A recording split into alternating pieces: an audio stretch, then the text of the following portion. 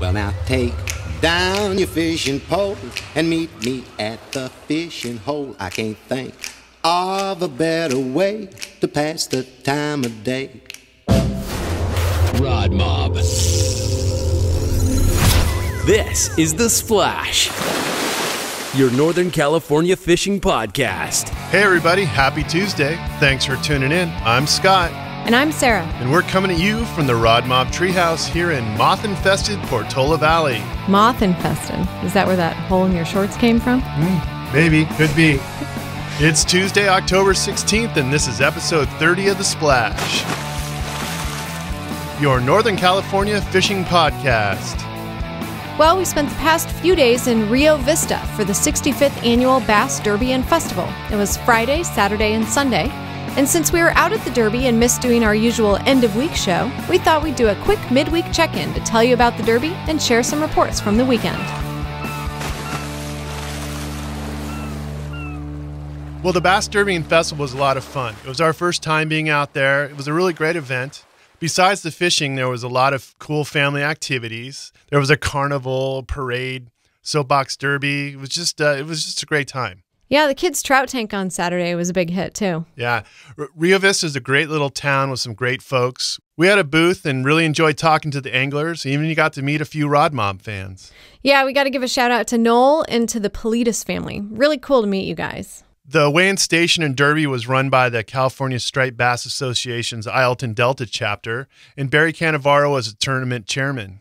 We heard there was about 500 anglers that registered for the derby. There were cash prizes in the categories of striper, sturgeon, and salmon. The way the derby works is there's a target length for both stripers and sturgeon. The idea is to get as close to the target length as possible without going over, so they'll let the big fish go. Yeah, and we heard they had some problems in the past with cheating, I think, when they did it by weight. Yeah, that's what Barry was saying. So this year, the striped bass target length was 33 3/4 inches. Sturgeon was 61 inches, and for salmon, the prize was for the greatest weight. There was also a kids' derby with striper, salmon, and catfish categories. The weather was freaking amazing. Barry said that last year the weather was good until Sunday when the winds got up to 25 miles an hour. But this weekend, you couldn't have asked for anything better. The sack was flat and glassy. And we had pretty much the perfect spot for our booth. Yeah, we were camped right out next to Barry, Diana, and the team there at the weigh-in station. So all weekend, we got to see all the fish coming in. And one thing I learned that fish aren't symmetrical. Weighmaster Rick was running the digital scale, and I saw fish come in. He'd throw them down, and they'd just be barely over the target length and being disqualified. And he would flip the fish over, and they would just come in to under the target length by like half an inch. And Rick definitely knew what he was doing. You'd see people come in with coolers of stripers. They'd open up their coolers, and he'd just point at them like, that one's too long, that one's 36 inches. And the people would just be like, well, can we measure it? Can we measure it just to see? They throw the fish up on the scale there, and it says exactly 36 inches. So I think Rick's definitely seen a few fish in his day. They had some folks from fishsciences.net there, too. They were asking anglers who brought in sturgeon if they could take some samples. So that was pretty interesting, watching those guys. It seemed like they were taking samples of pretty much everything, all the organs and stuff, but they specifically mentioned they were looking at fin samples to determine things like migratory patterns. So I guess they're doing a special study on migratory patterns for white sturgeon. And speaking of sturgeon, there was, remember that uh-oh moment? Yeah. At one point, I looked up and saw a couple of guys walking up from the dock. And then all of a sudden, I see them like doing a 180 and heading back to the water as fast as they could. And I was like, what is that all about? Yeah, it turned out that they had brought in a green sturgeon, which is a big no-no since they're a threatened species. Most of the stripers brought in seem to come from Montezuma Slough, with guys using shad. And the sturgeon all seemed to come in from Pittsburgh area in about 55 feet of water. Not too many salmon came in. Only 8 were entered in the adult derby. Well, let's talk about the winners. Yeah, so for the stripers, the big winner was Tion Nguyen. He was only 0.02 of an inch away from the target at 33.73 inches. His fish weighed 15.81 pounds, and he walked away with $1,500 in cash. Brandon Chadbourne came in second place. His striper was 33.7 inches long, weighed in at 14.55 pounds, and earned him $1,000 in cash. The third place striper was brought in by Kelly Waltner with a fish coming in at 33.63 inches, weighing 13.72 pounds that he caught at Chain Island and walked away with $500. For sturgeon, the first place winner was John Gonzalez.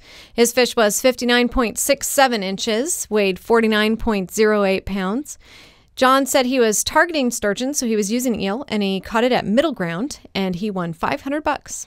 The second place sturgeon was brought in by Joe Prater.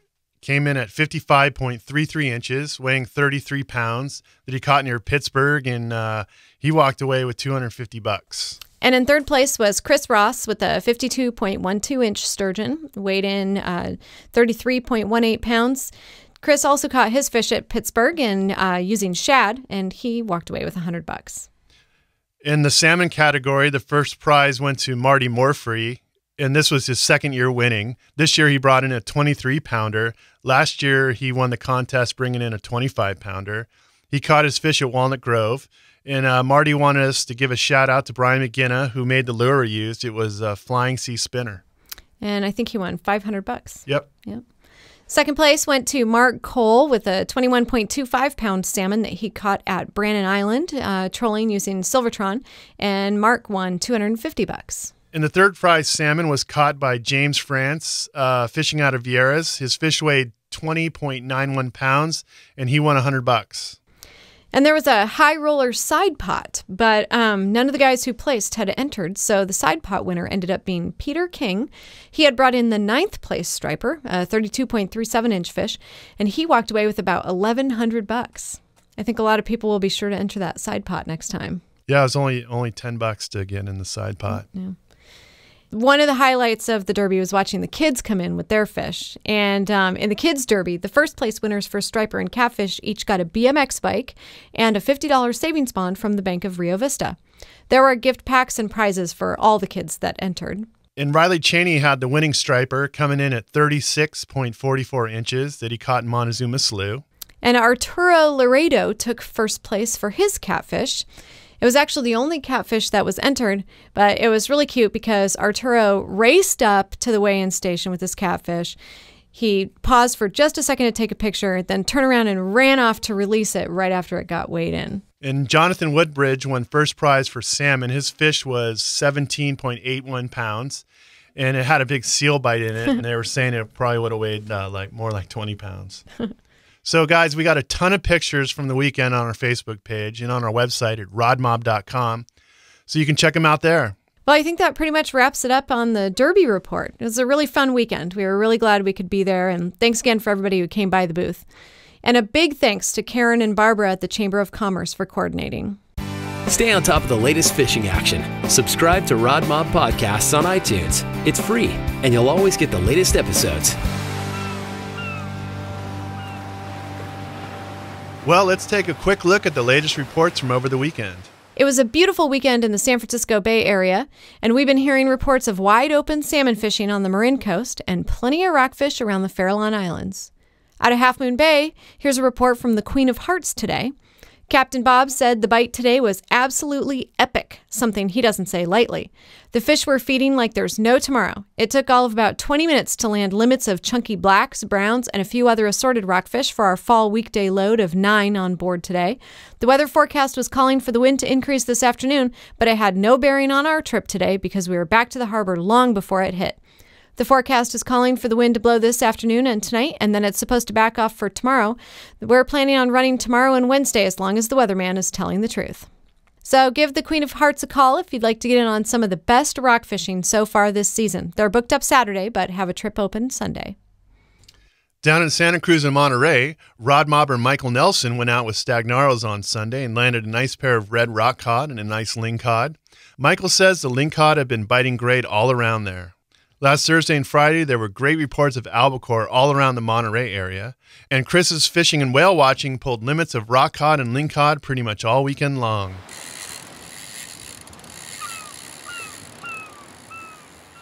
On the lakes, this weekend was the 2-day Tournament of Champions on Clear Lake, Anglers Adam Belmont and Stephen McGill were the winning team. The pair beat out the other 125 competitors by over 9 pounds, bringing in a tournament total of 51.66 pounds and putting $20,000 in cash in their pockets. They reported they got the winning fish on a combo of an LV 500 and swim baits. Their pattern included finding bait fish pushed into pockets by aggressive bass. Been hearing a lot of good things about the LV 500. Word is there's excellent trout fishing at Lake Shasta. USA Fishing reports 3 to 4 pound bass are biting at Lake Orville, and the bass action continues to be good at Berryessa. Trout have been biting again at San Pablo Reservoir. They planted about 3,000 pounds last week and will continue to plant weekly until their season ends on October 31st. Trout fishing is good at McSwain Reservoir. Another plant went in there last week. And RodMobber Leon Stepp hit Lake Pardee this weekend and did well, pulling in a nice stringer of rainbows.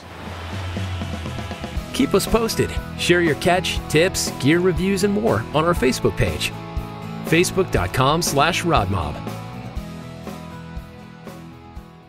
On the rivers, Tony Sepulveda of Greenwater Fishing Adventures reports salmon fishing is still going strong in the Klamath Basin, and Kenny Priest says there are some fresh fish coming into the lower Klamath.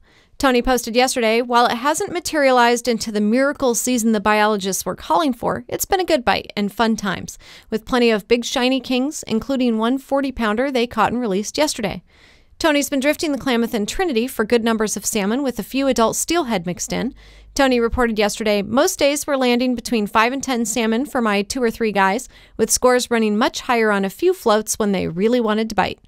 For more reports and plenty of great fish pics, check out Tony's Facebook page. Just search for Greenwater Fishing Adventures. And there's been plenty of salmon action on the Sacramento River. In the Red Bluff area, we're hearing limits are pretty common. Some brighter fish, but most are pretty dark. In the Sacramento area, it's been kind of hit and miss.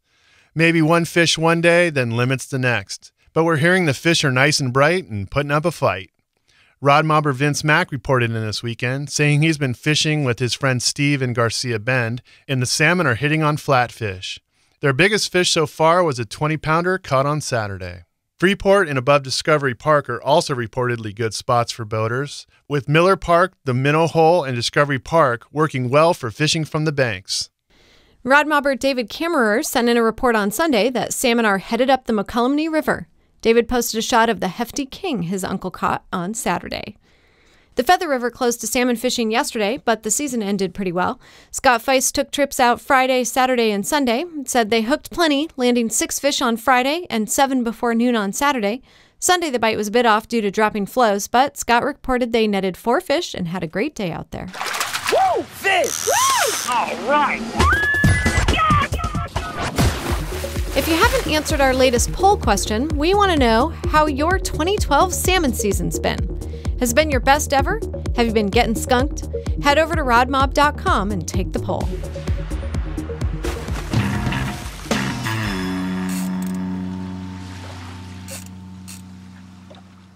And we've got our Turkey Day giveaway going on with 4 prize packs worth over $600. Cool gear, gift certificates, and swag from companies like Military Hunting and Fishing, Purificup, Hot Huntress, and of course the RodMob. You can enter multiple times, so go to our site and click the Turkey Day giveaway button to enter. And then enter again on our Facebook page on the giveaway tab. We want to hear from you. Got a fishing report, a tip, a review, a comment on the show? Drop us a message on the RodMob hotline. Then listen for it on an upcoming episode. 662-RODMOB5. We're already getting some great reports from the RodMob community this week. So if you're out fishing, let us know what you're catching. You can post a report on our Facebook page, and we'll send you some cool weather-resistant decals to help you rep the RodMob. Well, that's it for today. Thanks for listening to our midweek report, and check back in with us later this week. We'll be back as usual with the week's headlines and best bites. And until next time, keep us posted. RodMob.